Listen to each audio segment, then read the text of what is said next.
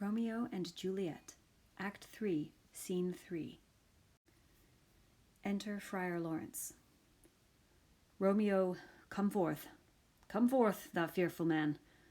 Affliction is enamoured of thy parts, and thou art wedded to calamity. Enter Romeo. Father, what news? What is the prince's doom? What sorrow craves acquaintance at my hand that I yet know not? Too familiar is my dear son with such sour company. I bring thee tidings of the prince's doom. What less than doomsday is the prince's doom? A gentler judgment vanished from his lips. Not body's death, but body's banishment. Ha! Banishment! Be merciful, say death! For exile hath more terror in his look, much more than death. Do not say banishment. Here from Verona art thou banished. Be patient, for the world is broad and wide. There is no world without Verona walls, but purgatory, torture, hell itself. Hence banished is banished from the world, and world's exile is death. Then banished is death mistermed.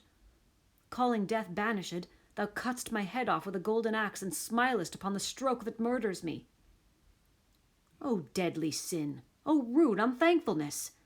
Thy fault our law calls death, but the kind prince, taking thy part, hath rushed aside the law, and turned that black word, death, to banishment. This is dear mercy, and thou seest it not. 'Tis torture and not mercy. Heaven is here where Juliet lives, and every cat and dog and little mouse, every unworthy thing, live here in heaven and may look on her, but Romeo may not. More validity, more honourable state, more courtship lives in carrion flies than Romeo. They may seize on the white wonder of dear Juliet's hand, and steal immortal blessing from her lips, who even in pure and vestal modesty still blush, as thinking their own kisses sin. But Romeo may not. He is banished. Flies may do this, but I from this must fly. They are free men, but I am banished. And sayest thou yet that exile is not death? Hadst thou no poison mixed, no sharp-ground knife, no sudden mean of death, though ne'er so mean, but banished to kill me? Banished? O friar, the damned use that word, and hell, howling, attends it. How hast thou the heart, being a divine, a ghostly confessor, a sin absolver, and my friend professed, to mangle me with that word, banished? Thou fond madman, hear me a little speak. Oh, thou wilt speak again of banishment. I'll give thee armour to keep off that word, adversity's sweet milk, philosophy, to comfort thee, though thou art banished. Yet banished? Hang up philosophy. Unless philosophy can make a Juliet, displant a town, reverse a prince's doom, it helps not, it prevails not. Talk no more. Aye, then I see that madmen have no ears. How should they when that wise men have no eyes? Let me dispute with thee of thy estate. Thou canst not speak of that thou dost not feel. Wert thou as young as I, Juliet thy love, an hour but married, Tybalt murdered, doting like me, and like me banished, then mightst thou speak, then mightst thou tear thy hair and fall upon the ground as I do now. Romeo throws himself down, taking the measure of an unmade grave. Knock within. Arise, one knocks. Good Romeo, hide thyself. Not I, unless the breath of heart-sick groans, mist-like, enfold me from the search of eyes. Knock. Hark, how they knock. Who's there? Romeo, arise, thou wilt be taken. Stay a while. Stand up. Knock. Run to my study. By and by. God's will, what simpleness is this? I come. Knock. Who knocks so hard? Whence come you? What's your will? Let me come in, and you shall know my errand. I come from Lady Juliet. Welcome, then. Enter nurse. Oh, holy friar, oh, tell me, holy friar, where's my lady's lord? Where's Romeo? There on the ground, with his own tears made drunk. Oh, he is even in my mistress' case, just in her case. Oh, woeful sympathy, piteous predicament, even so lies she, blubbering and weeping, weeping and blubbering. Stand up, stand up, stand and you be a man. For Juliet's sake, for her sake, rise and stand. Why should you fall into so deep an Nurse. Ah, sir, death's the end of all. Spakest thou of Juliet? How is it with her?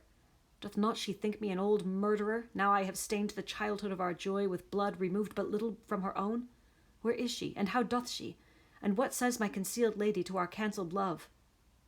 Oh, she says nothing, sir, but weeps, and now falls on her bed, and then starts up, and Tybalt calls, and then on Romeo cries, and then down falls again.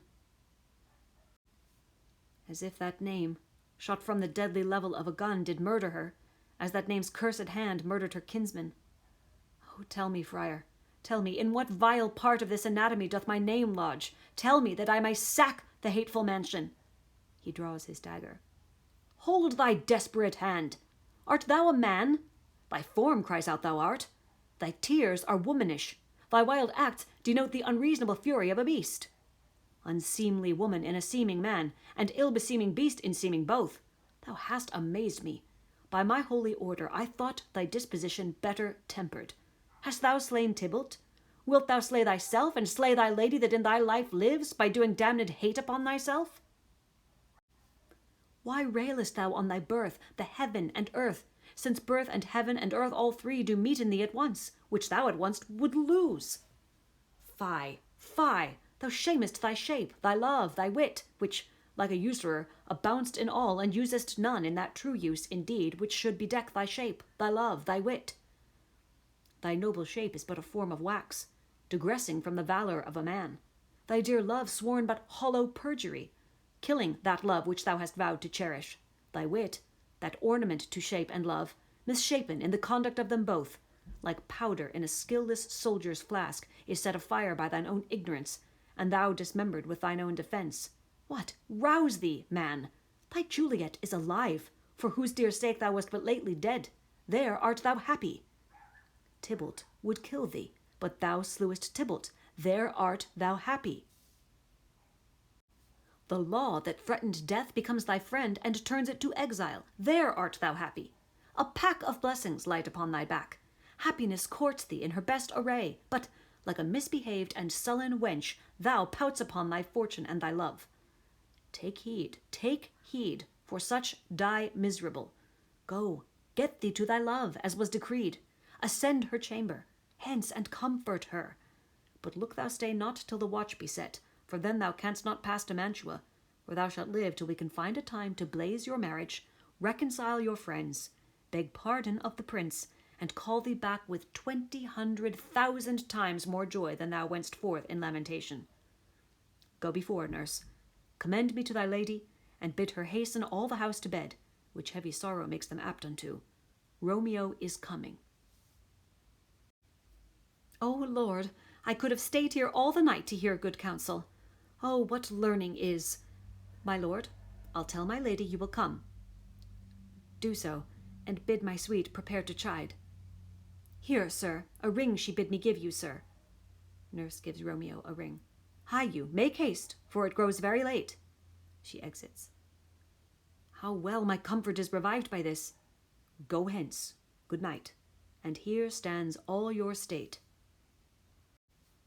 Either be gone before the watch be set, or by the break of day disguised from hence. Sojourn in Mantua. I'll find out your man, and he shall signify from time to time every good hap to you that chances here.